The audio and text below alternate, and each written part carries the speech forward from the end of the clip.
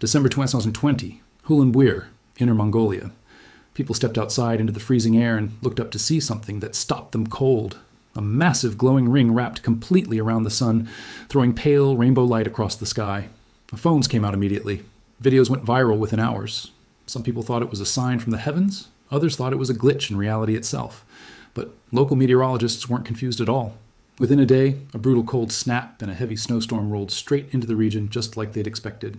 That glowing ring wasn't a miracle or a warning from the gods. It was nature's own forecast, written directly into the sky, and almost nobody knew how to read it. Picture yourself walking with a friend on an ordinary afternoon. You glance up at the sun and something feels off.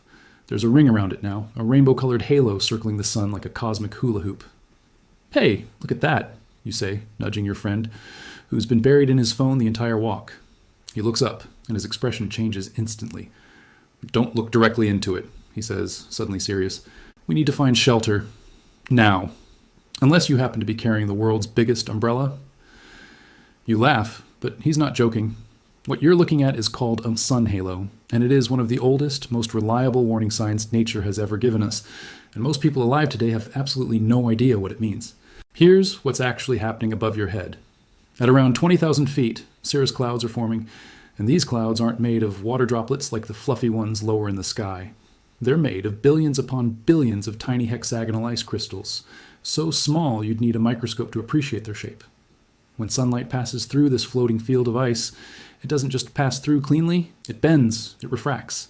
It splits apart into its component colors, exactly the way light bends through a glass prism or through raindrops to create a rainbow. Because the crystals are hexagonal, the light gets refracted at a very specific and consistent angle, 22 degrees. That's why halos are almost always the same size relative to the sun, no matter where on Earth you're standing when you see one.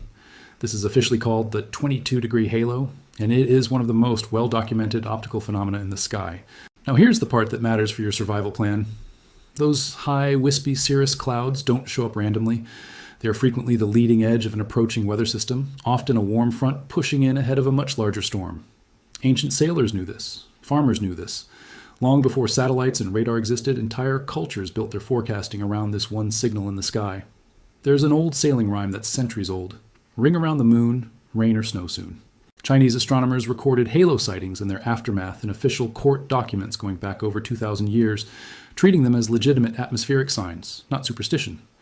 So when you see that ring form around the sun, you are essentially looking at a weather report that nature wrote for you in real time, and it's telling you that within roughly a day or two, rain, snow, or a full-blown storm is likely on its way. But there's a catch, and it's a dangerous one. That halo is tempting to stare at. It's beautiful, it's rare, and most people will never see one in their entire lives. So the instinct is to lock your eyes on it and admire it. Don't.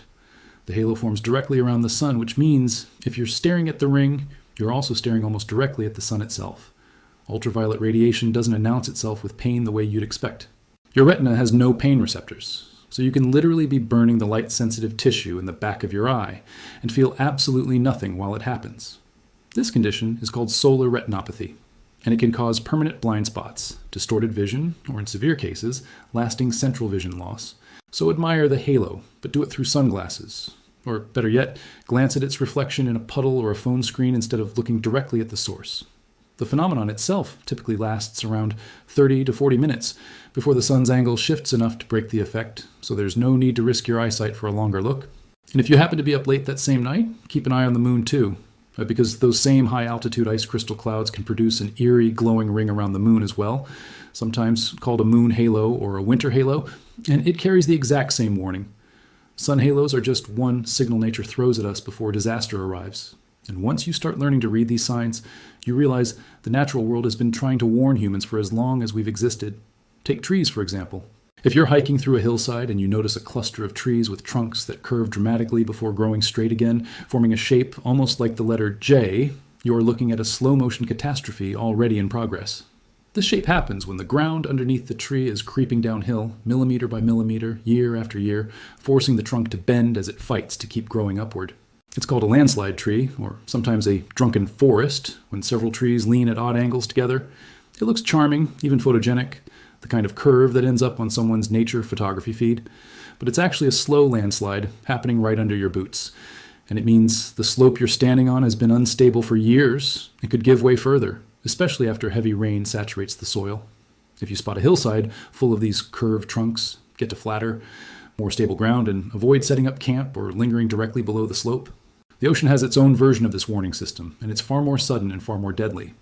Imagine a perfect beach day, blue skies, warm sand, not a cloud anywhere, and then the water starts doing something it shouldn't. The tide pulls back, way back, exposing sand that's normally deep underwater.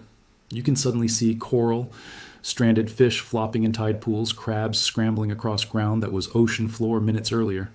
It looks almost magical, like the sea has opened a secret door. Tourists have historically walked straight out onto that newly exposed seabed to take photographs and collect shells. That single moment of curiosity has cost thousands of lives. What you're witnessing is the ocean being pulled backward by an approaching tsunami, and it is one of the clearest, most urgent warnings nature ever gives. During the catastrophic Indian Ocean tsunami on December 26, 2004, this exact phenomenon played out on beaches across Thailand, Sri Lanka, and Indonesia. Survivors later recalled the strange, sudden retreat of the water minutes before the waves struck. Interestingly, in Sri Lanka's Yala National Park, wildlife rangers reported remarkably few animal deaths compared to the massive human toll, and many believe the animals sensed the danger and fled to higher ground long before the water arrived. Tsunamis are generated by sudden undersea earthquakes that displace enormous volumes of water, and the resulting waves can travel through open ocean at speeds up to 500 miles per hour, slowing down as they approach shore but still arriving with devastating force and height. If you ever see the ocean pull back unnaturally like this, don't walk out to look. Turn around immediately and move to the highest ground you can reach, as fast as you possibly can. Even on a completely normal day at the beach, the water hides other dangers that most swimmers never learn to spot. If you notice a channel of choppy, foamy, discolored water cutting through otherwise calm waves, or a strange gap where the waves suddenly stop breaking in one narrow strip, you may be looking at a rip current. These form when incoming waves push water against the shore, and it has to find a fast way back out to sea, carving a narrow river-like channel that can drag a swimmer away from shore at speeds over 5 miles per hour, faster than most Olympic swimmers can sprint. You might also notice seaweed, foam, or debris moving in a strange, choppy, almost outward direction, instead of gently rolling toward the beach with the waves. If you ever get caught in one, the golden survival rule is this: don't panic and don't fight it head on. Swimming directly against a rip current will exhaust you long before you escape it. Instead, stay calm, float, and let it carry you until you feel its pull weaken. Then swim parallel to the shoreline to break free of the channel, and only then angle diagonally back toward the beach. Waving an arm and yelling for help the entire time will make you far easier for lifeguards or bystanders to spot. And speaking of things lurking in the water, imagine you're out swimming and suddenly notice a group of sharks moving past you, all swimming in the same direction, unusually fast, unusually organized. Your instinct is going to be pure terror, but here's the strange twist: they're very likely not hunting. Sharks have an extraordinarily sensitive ability to detect subtle drops in barometric pressure and changes in the electromagnetic field of the water, and researchers have observed sharks fleeing to deeper, calmer waters before the arrival of major tropical storms and hurricanes. Marine biologists tracking tagged sharks off the coast of Florida documented this exact behavior before Hurricane Charlie in 2004, watching sharks abandon their usual shallow habitats hours before the storm made landfall.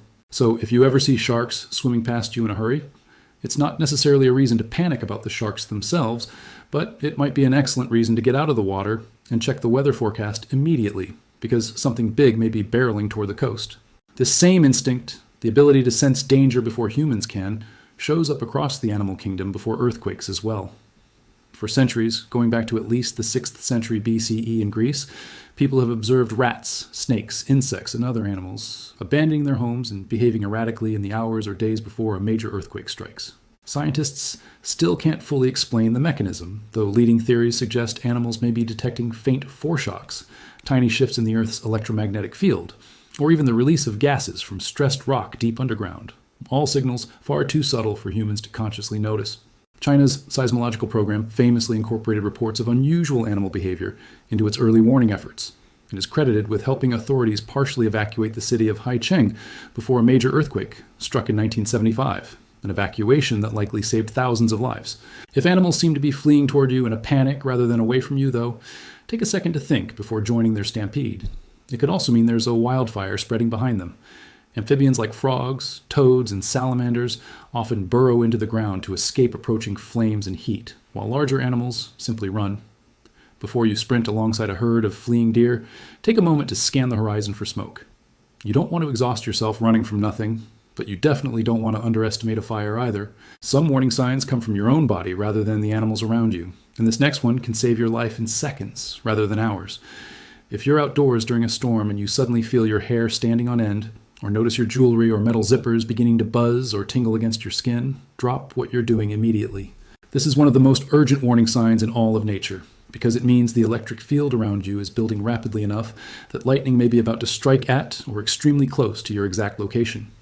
The National Weather Service has documented numerous survivor accounts describing this exact sensation seconds before a nearby strike.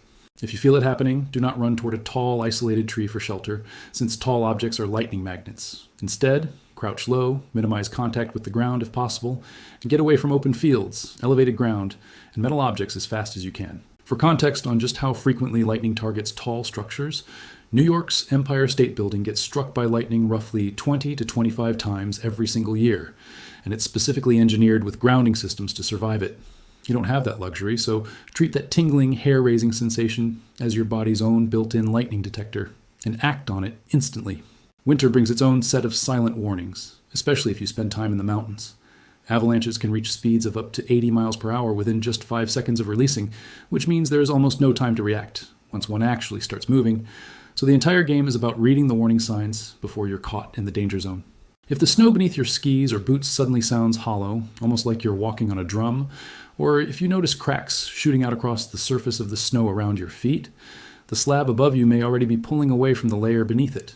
Recent avalanche activity, visible debris piles, or sudden whumping sound as the snowpack settles are all signs that the slope is unstable and could release at any moment. If you can visibly see an avalanche already moving toward you in the distance, your best chance is to move sideways, out of its projected path, rather than trying to outrun it downhill, since even world-class skiers cannot consistently outpace an avalanche once it's fully released. Storms bring color-coded warnings too, and one of the strangest is a sickly greenish tint that occasionally settles over the sky before severe weather. This effect happens when the blue light scattered by a storm mixes unusually with the red light of a low sun, and while it can look almost beautiful in photographs, meteorologists strongly associate this eerie green sky with large hail and increases the odds of tornado formation, particularly in supercell thunderstorms across the American Midwest.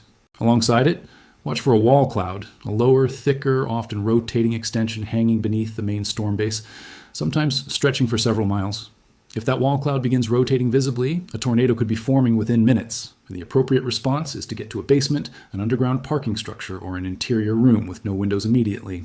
Being wrong and having to explain the false alarm later is a far better outcome than being right and having no shelter.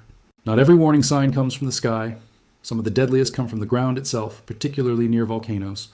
There are lakes sitting near active or dormant volcanic systems that look completely peaceful on the surface, but are secretly holding an enormous amount of dissolved carbon dioxide gas deep in their depths, gas that seeps up from magma chambers below and stays trapped under the pressure of the water above it.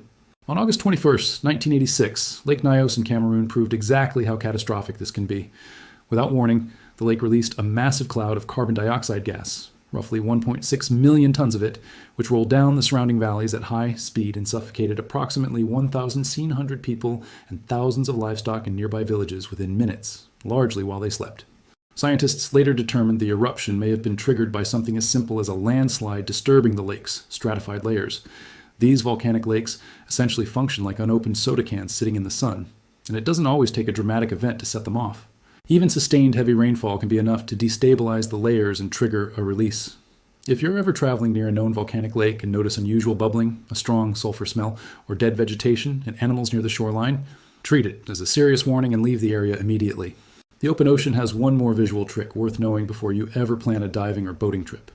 When two separate wave systems collide from different directions, they can form what's called a cross sea, a striking checkerboard pattern of waves crisscrossing over the water's surface. It's a favorite subject for aerial photography because it looks almost too geometric to be natural. But underneath that photogenic pattern lies serious danger.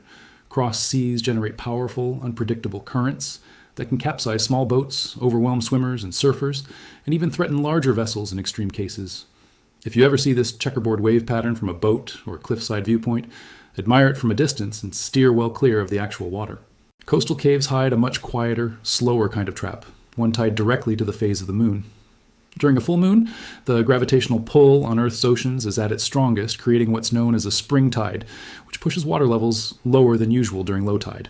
That extra low water can expose the entrance to a sea cave that's normally partially submerged, tempting explorers inside for what looks like a rare opportunity.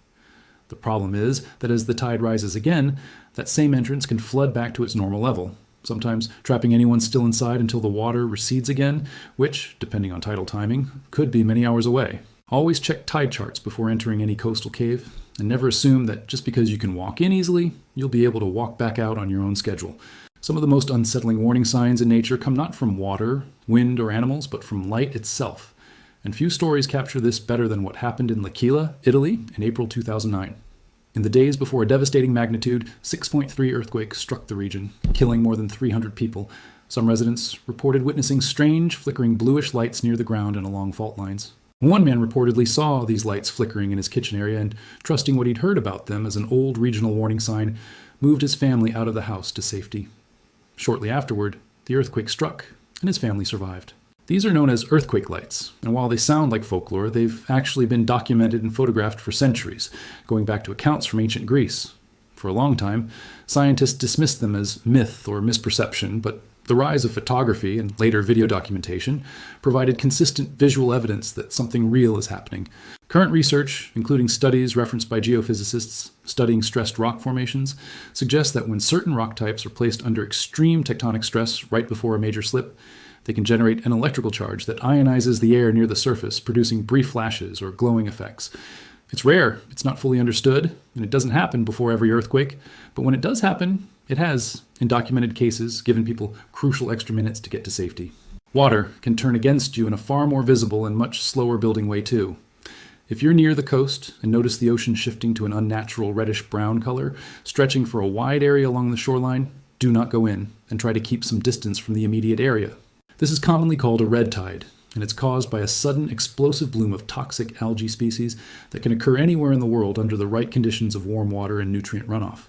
These algal blooms release toxins that can cause skin irritation, respiratory problems, and other health issues in people who come into contact with the water or breathe in the aerosolized mist near crashing waves, and the toxins can also concentrate in shellfish, making them dangerous to eat even after the visible bloom has faded.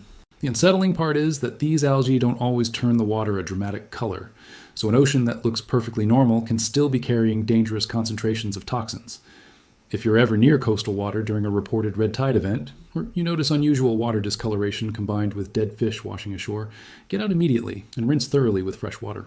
What ties all of these signs together, the halo around the sun, the retreating tide, the fleeing sharks, the trembling hair on your arm, the flickering lights before an earthquake, is that nature has never actually been silent about the disasters headed our way.